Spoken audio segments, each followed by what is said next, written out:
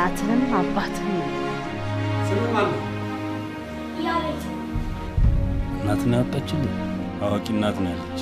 የእሷን ስም አታንሳ። አይሆኑ ናችሁ ሚካኤልን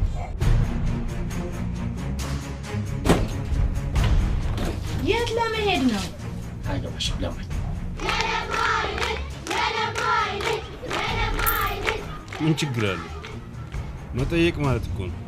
የሰው ፊት ከሚገርፈኝ እዚሁ ፍክም ይሻል። እድለኛ ካልሆንክ ይገሉሃል። በጥንቃቄ መጓዝ እንጂ መቆም መፍትሄ አይሆንም ያልከኝ ራስህ ነው። እና ምን ልታደርግ? እናቴን ይቅርታ ጠይቃታለሁ።